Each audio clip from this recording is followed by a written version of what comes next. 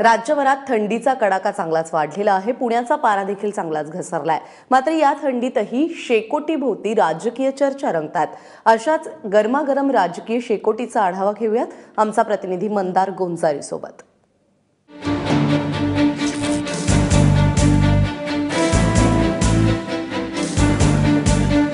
शेकोटीभोवती लोक जमतात ते अंगातील गारठा कमी करण्यासाठी, थंडीवरती मात करण्यासाठी। परंतु ही शेकोटी काहीशी वेगळी आहे। या शेकोटीमध्ये इथं ऊब तयार होणार आहेच, परंतु या शेकोटीच्या भोवती जे लोक बसलेले आहेत त्यामुळे इथलं तापमान आणखी वाढणार आहे। आपण सुरुवात करणार आहोत भाजपच्या ज्येष्ठ नगरसेविका मुक्ता टिळक यांच्यापासून। काल तुमचे खासदार संजय काकडे म्हणाले की तुम्हाला पुण्यामध्ये युतीची गरज नाहीये, स्वबळावरती तुम्ही सत्ता आणू शकता, आणि आज मात्र तुमचे नेते आणि शिवसेनेचे नेते चर्चा करतायत। आता खरं म्हटलं तर हा विषय संपूर्णपणे वरिष्ठ पातळीवरचा आहे। इथे स्थानिक जे आमचं नेतृत्व आहे ते सुद्धा वरिष्ठ पातळीवरच या विषयावरती चर्चा करणार आहे।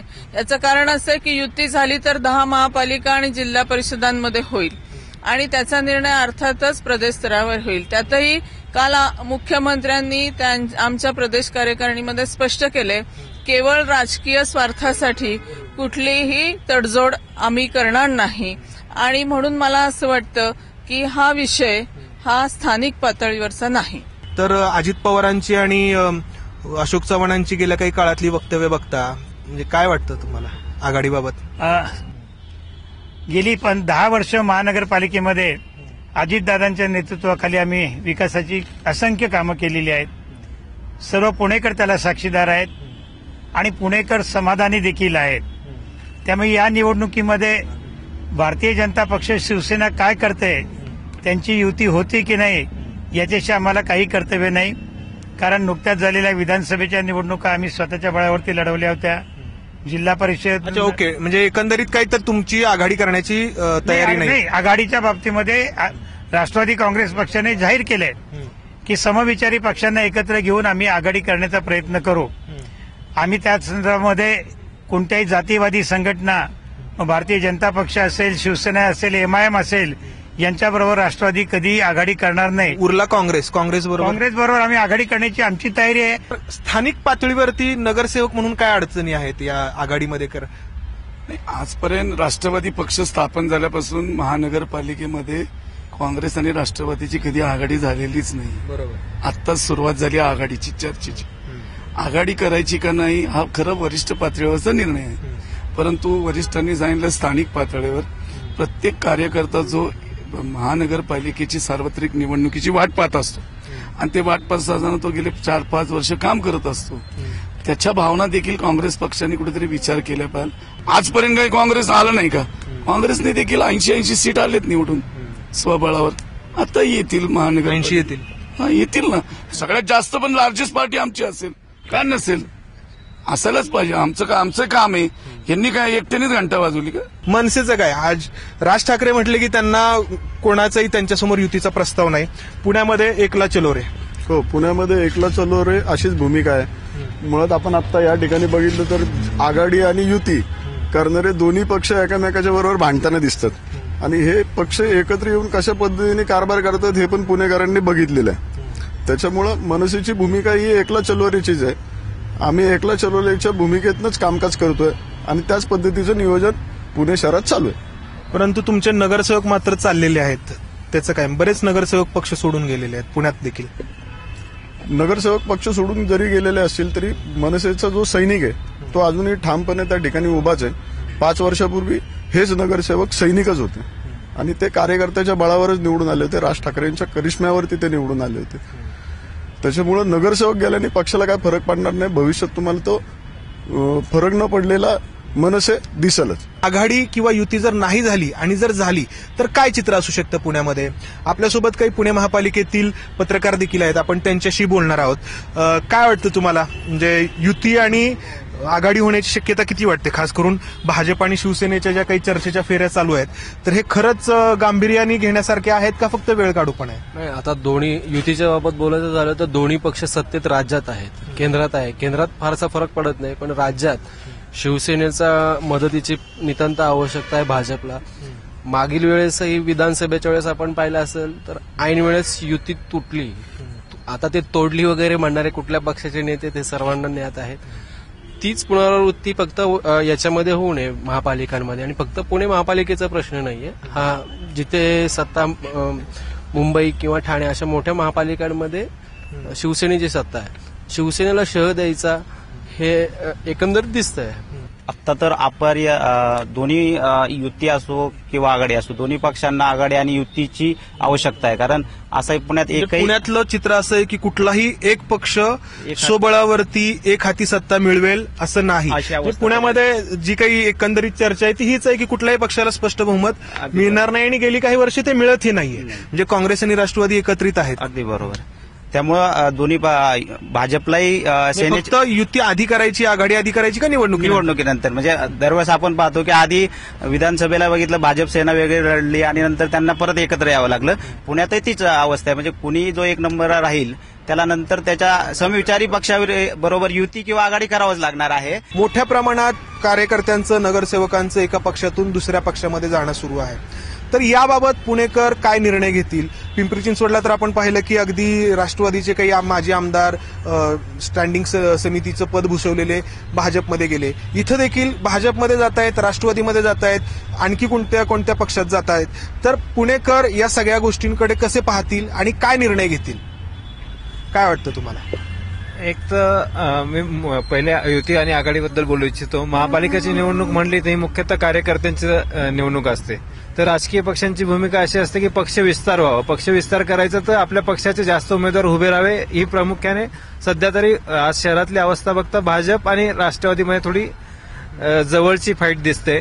त्या मानाने काँग्रेस जरी आज काँग्रेसकडे सर्वाधिक कार्यकर्ते आहेत, प्रत्येक वॉर्डात फक्त काँग्रेसचा रिप्रेझेंटेटिव्ह, पण तो पक्ष स्ट्रॉंग नेतृत्व नसल्यामुळे शर्यतीत असा दिसत नाहीये. प्रामुख्याने भाजपचं बघितलं तर महापालिकेत आता 26च नगरसेवक आहेत. त्याच्यानंतर त्यांचे ऍक्टिव्ह पदाधिकारी म्हणाल तर पहिले 2.5 वर्ष महापालिका निवडणुकीनंतर फारसे नव्हते. पण ज्यावेळी लोकसभा निवडणूक झाली, त्याच्यानंतर विधानसभा निवडणूक झाली, त्यात भाजपला भरपूर यश आलं. त्याच्यानंतर त्यांच्याकडे कार्यकर्ते सुरू व्हायला सुरुवात झाली.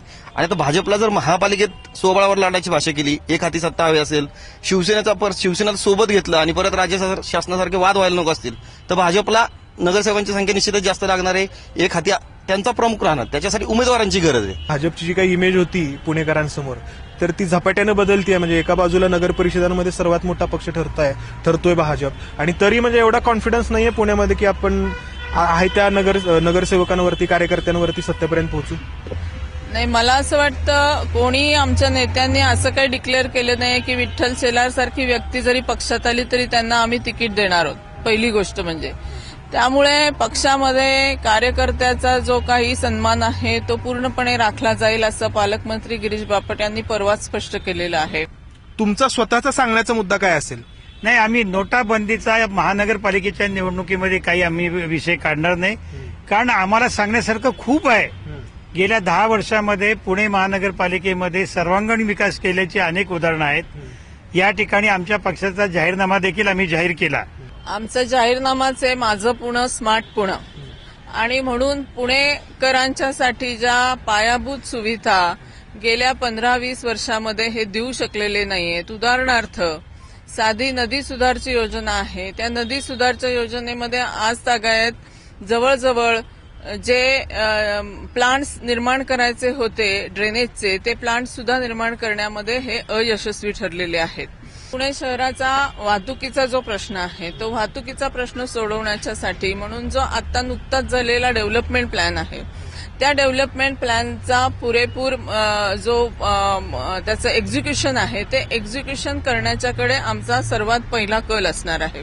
याचं कारण असं आहे की त्याद्वारे अनेक पार्किंगचे जे प्रश्न आहेत ते सुटण्याला मदत होणार आहे. अनेक ठिकाणी टर्मिनल्स निर्माण होणार आहेत.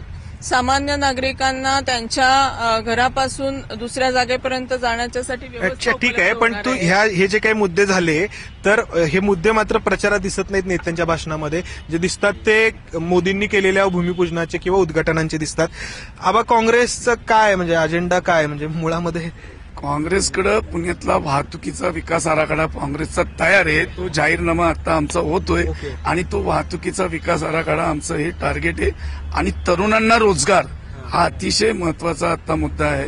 शहरामध्ये महिला आणि तरुण शहराकडे बासनात गुंडाळलेला आहे.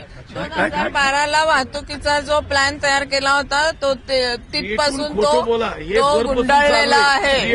असे खूपसे मुद्दे आहेत ज्याच्यावरती आम्ही बोलूच, पण त्याच्याही पलीकडे जाऊन या दोघांनी सांगितलेलं तो स्मार्ट सिटी आणि मेट्रो हा आमचा मूळ मुद्दा असेल. आम्ही पण तेच सांगणार आहे. कोणता म्हणजे मेट्रो कशी होणार आहे ते सांगणार आहे. हरित लवादांनी मेट्रोला विरोध केलाय, ते होऊ नये असा आदेश आलाय. हे कसे बांधणार आहे ते बघणार आहे आम्ही. स्मार्ट सिटी दगड नाही उभारू शकले की अनेक विषय ज्याच्यावरती आम्ही बोलू. मग तो शिक्षणाचा असेल, महानगरपालिकेच्या शाळांमधनं दिलं जाणारं शिक्षण कशा पद्धतीने आम्ही बदलू हे वारंवार आम्ही मांडतोय. आता आम्ही वाहतूक कशा पद्धतीने सुधारू हे पण मांडतोय. त्याची ब्लूप्रिंट देणारा एकमेव राजकीय पक्ष आहे मनसे. मुळात काय माहिती का, शहरातले जे विकासाच्या प्रश्नांचा झाला कुठल्या मुद्द्यावरती जाणार त्यात एक अशी हास्यास्पद गोष्ट आहे ना, मेट्रो असू द्या, स्मार्ट सिटी असू द्या किंवा 24 तास पाणी पुरवठा योजना असो किंवा विकास आराखडा असू द्या, ज्या ज्या ठिकाणी राष्ट्रवादीला काँग्रेसची मदत मिळाली नाही तिथं राष्ट्रवादी काँग्रेसने भाजपची मदत घेतली. तिसरं, मनसेकडून काय सांगितलं जातं की आम्ही स्थानिक प्रश्न मांडू हे देऊ, पण गेल्या 5 वर्षात मनसेकडून सातत्याने तटस्थतेची भूमिका घेतली आहे. त्याच्यामुळे मनसेला काय विकास घेऊन जायचा किंवा काय सांगायचं हा खूप मोठा प्रश्न असणार या निवडणुकीसाठी. तर आपण या शेकोटीच्या माध्यमातून पुण्यातील वेगवेगळ्या विषयांचा परामर्श घेण्याचा प्रयत्न केला. या शेकोटीच्या भोवती बसून आपण इथलं वातावरण काहीसं नियंत्रित बॅलन्स राखण्याचा प्रयत्न केला. येत्या काळामध्ये खास करून संक्रांतीनंतर इथली जी काही वातावरणातली गरमी आहे ती वाढणार आहे, परंतु त्याहून अधिक निवडणूक ज्वराबरोबर राजकीय वातावरण हे आपल्याला तापल्याचं पाहायला मिळणार आहे. या कार्यक्रमामध्ये आपण तुर्तास इथेच थांबूयात. तुम्ही पाहत रहा एबीपी माझा.